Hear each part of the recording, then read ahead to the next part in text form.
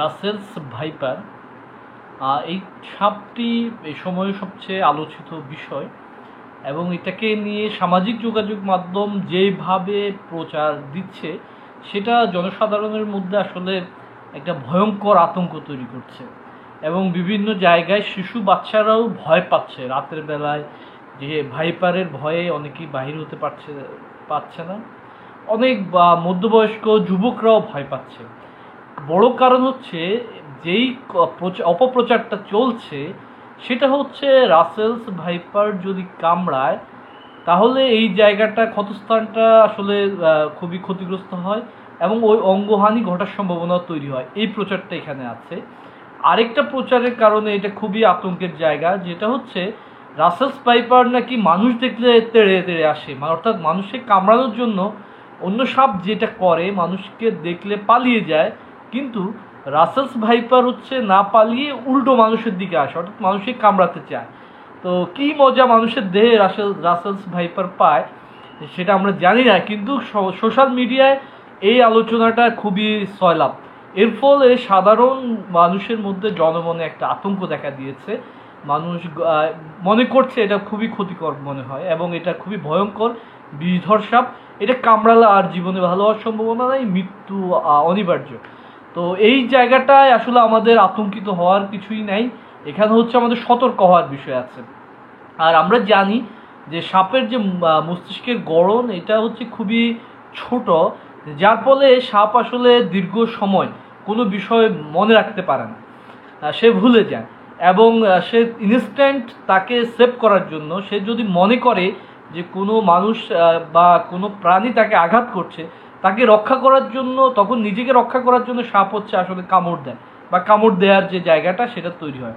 আমরা জানি যে এই যে রাসেল ভাইপার শব্দটা এসেছে যে প্যাট্রিক রাসেল নামে একজন ব্যক্তি, মানে একজন বিজ্ঞানী, যিনি হচ্ছেন স্কটিশ বিজ্ঞানী বা জীববিষ, যিনি ভারতের বিভিন্ন অঞ্চলে, মানে ভারত বলতে আসলে ভারতবর্ষে সাপ বিষয়ে আসলে উনি গবেষণা করেছেন এবং বিভিন্ন প্রজাতির সাপ খুঁজে বের করেছেন।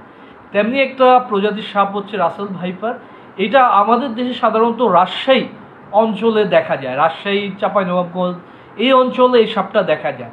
কিন্তু এই সাপের যে প্রধান যেটা বৈশিষ্ট্য, সে বৈশিষ্ট্য এটা নয় যে সে মানুষকে কামড়াতে আসে, সে বরঞ্চ বন জঙ্গলে এই সাপটা থাকে, বিশেষ করে জলা জঙ্গলে এই সাপের অবস্থান।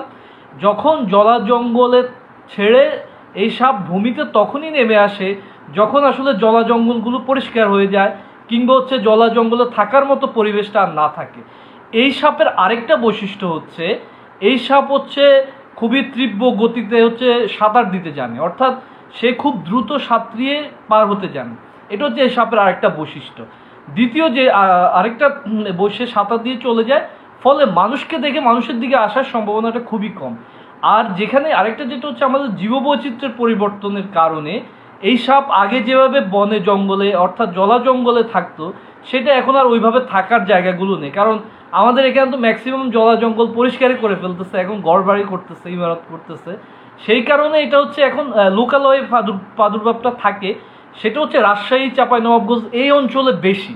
কিন্তু এই বছর কেন সে অন্যদিকে ছড়ালো, তার একটা কারণ বিশেষজ্ঞরা বলছে যে এবার যে বন্যা হয়েছে, পানি বেড়ে গেছে, এই পানির মধ্য দিয়ে আসলে এটা এক অঞ্চল থেকে আরেক অঞ্চলে সেটা চলে গেছে, যাওয়ার ফলে এটা হচ্ছে অন্য অঞ্চলে এটার যে প্রাদুর্ভাব সেটা বেড়েছে। বিশেষ করে মুন্সিগঞ্জ বা বরিশালের কিছু অঞ্চলে এটার এখন প্রাদুর্ভাবটা আছে।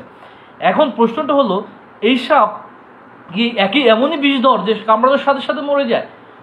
কিন্তু বিশেষজ্ঞরা এই কথাটা বলছেন না। বিশেষজ্ঞরা বলছে মানুষ সাপে কামড়ানোর পরে মারা যায় যদি সে ওঝার কাছে যায়, যদি সে হচ্ছে নিকটস্থ স্বাস্থ্যকেন্দ্রে না যায়, যদি সে প্রপার যে উপায়ে, যে সঠিক পদ্ধতিতে একটা সাপ কামড়ালে যে সে জায়গাটাকে সাবান দিয়ে ভালো করে পরিষ্কার করার প্রশ্নটা থাকে, ওই জায়গাটাকে নাড়াচাড়া কম করার কথা থাকে। যেমন ধরেন আপনার হাতে সাপে কামড়ালো, আপনি হাতটা খুব নাড়ালেন, পাটা খুব নাড়ালেন, তখন কি হলো, রক্ত চলাচলটা বেড়ে যায়। আর রক্ত চলাচলটা বাড়লে তখন যেটা হয়, এটা তখন হচ্ছে বিষটা খুব দ্রুত শরীরে ছড়িয়ে পড়ে, সেক্ষেত্রে একটা মৃত্যু ঝুঁকি আছে।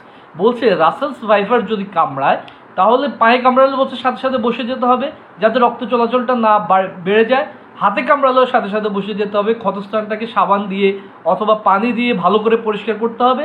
তারপর ওজাবদ্দির কাছে না গিয়ে সেটা নিকটস্থ হসপিটালে যেতে হবে। গেলে হচ্ছে এই রাসেলস ভাইপারের যে অ্যান্টিডোট সেটা হচ্ছে ওখানে পাওয়া যায়। সেই মানে কি বলে বিষ যে চেতনানাশক অর্থাৎ যে বিষ ধ্বংসকারী যে ভ্যাকসিন, সেই ভ্যাকসিনটা ওখানে প্রয়োগ করা হয়, ফলে আর এটা কামড়াতে পারে না। তো আরেকটা যে জায়গা সেটা হচ্ছে এই যে গ্লোবালাইজেশনের ফলে যে আমাদের এখানকে বাস্তুতান্ত্রিক যে বিষয়টা, অর্থাৎ যে ইকোলজিক্যাল ব্যালেন্স, যে একটা প্রাণী আরেকটা প্রাণীর উপর নির্ভরশীল হয়ে যে বাঁচার যে জায়গা, যেমন ধরুন আগে সাপ ব্যাং খেত, সাপকে আবার চিল অথবা আরও বড় প্রজাতির সাপ খেয়ে ফেলতো। রাসেলস ভাইপারও কিন্তু এই প্রজাতির একটা সাপ, যে আসলে অন্যের দ্বারায় এই সাপটাকে হচ্ছে খেয়ে ফেলে, যে অন্য চিলে খেয়ে ফেলে অথবা অন্য বড় সাপে খেয়ে ফেলে, অন্য বিষয়গুলো অন্যভাবে হচ্ছে এগুলোকে খেয়ে ফেলে। তো সেই জায়গা থেকে যখন আমাদের এখানকার যে গ্লোবালাইজেশন যে আমাদের পরিবেশের যে বিপর্যয়টা ঘটলো, এর ফলে এখানে যে জায়গাটা দাঁড়ালো সেটা হচ্ছে এখন তো এই বাস্তুতান্ত্রিক জায়গাটা যা নষ্ট হয়ে গেছে, অর্থাৎ ইকোলজিক্যাল ব্যালেন্সটা ওই অর্থে নাই। এই না থাকার ফলে হচ্ছে সাপের প্রাদুর্ভাবটা বেড়ে গেছে। তাহলে এটা এখন কি করতে হবে আমাদের? আমরা সাধারণভাবে জানি বর্ষাকালে সাপ হচ্ছে একটু যে সাপ পানিতে যে সাপ থাকে না, এসব আসলে লোকালয়ে উঠে আসে, অথবা গরমকালে উঠে আসে। এটা আমরা গ্রামেও দেখেছি, গরমেও সাপ হচ্ছে তার গর্ত থেকে বাইরে উঠে আসে। এটার কারণটা হচ্ছে কি? কারণ এই গরমে হচ্ছে সাপ মাটির নিচে থাকতে পারে না, সেই জন্য সে বাইরে চলে আসে। তখন আমরা কি করি? সাধারণত কোনো গর্ত থাকলে মানুষ গর্তে পা দেয় না, অথবা আমরা যারা কৃষি কাজ করে এরা তো প্রতিনিয়ত সাপের সাথে একটা সংঘর্ষ হয়, কারণ সাপের সাথে তাদের দেখা হয়, সেই সাপকে তারা হচ্ছে নানাভাবে নির্মূল করে। আমাদের এখানে সাপ নির্মূল করার একটা বড় উপায় হচ্ছে সাপকে আমরা মেরে ফেলি। যদিও এখন পরিবেশবাদীরা বলছে অথবা পরিবেশ অধিদপ্তর বলছে যে এখন থেকে এই প্রাণীকে হত্যা না করে তাকে বনে আবার ছেড়ে দেওয়ার কথাটা বলছে। তো রাসেলস ভাইপারের ক্ষেত্রে একই রকম সতর্কতা, অর্থাৎ আপনার আশপাশে যদি বন জঙ্গলা থাকে তাহলে হচ্ছে আপনাকে সেখানে হচ্ছে সেটা পরিষ্কার করে তুলতে হবে, কারণ এই সাপ থাকে জঙ্গলা, এটা ঘরে থাকে না। আবার যদি আপনার পাশে এটা জঙ্গলা থাকে, এটা পরিষ্কার করতে হবে। কোনো গর্তে যদি আপনি পা দেন, হাত দেন, এটা সাবধানে দিতে হবে। কেন আপনি গর্তে হাত পা দিবেন? এটা হলো অন্য সাপও কামড়াতে পারে, রাসেলস ভাইপার না শুধু, অন্য যে কোনো সাপে কামড়াতে পারে। আরেকটা জায়গা যেটা জরুরি, কৃষিতে যারা কাজ করে, একসময় কৃষি জমিতে প্রচুর জোক পাওয়া যেত। জোক হচ্ছে কৃষকদের পায়ে রক্ত চুষে খেত, এই প্রবণতাটা ছিল জোকের। একটা সময় কৃষি ক্ষেত্রে যারা কাজ করতো এগুলোর প্রত্যক্ষ সাক্ষী বা এগুলোকে তারা প্রত্যক্ষ করছে প্রতিনিয়তই। তখন হচ্ছে কি করতো, এই কৃষকদের একটা বড় অংশই হয় ভালো জুতা পরতো, অর্থাৎ প্লাস্টিকের ভালো জুতা পরতো, প্যান্ট পরতো একবারে হাঁটুর নিচ পর্যন্ত করে, যাতে জোকটা হচ্ছে তার রক্ত চুষে না খেতে পারে। যদিও এখন কীটনাশক প্রয়োগের কারণে জোকের সে প্রাদুর্ভাবটা এখন আর আমাদের কৃষিতে ওইভাবে নাই। তো এই যে রাসেলস ভাইপারের ক্ষেত্রে এখন বলতেছে যে অঞ্চলগুলোতে প্রাদুর্ভাবটা বেশি, সেখানে কৃষিতে কাজ করতে গেলে যে কাজটা করতে হবে, এই শু পরতে হবে, অথবা পোশাক পরিধানের প্রশ্নটা জরুরি, অর্থাৎ প্যান্ট অথবা এমন একটা পোশাক পরা যাতে সাপে কামড়ালে এটা পায়ে না লাগে। আর যদি সাপ কামড়িয়েও ফেলে, সেক্ষেত্রে কোনো ধরনের আতঙ্ক না হয়। ফেসবুকের যে ভুয়া নিউজের ছড়াছড়ি, নিউজ ফিডে যে ভুয়া নিউজের ছড়াছড়ি, এগুলোতে কান দেওয়া যাবে না। এগুলোতে কান না দিয়ে আপনি নিকটস্থ হসপিটালে চলে যাবেন।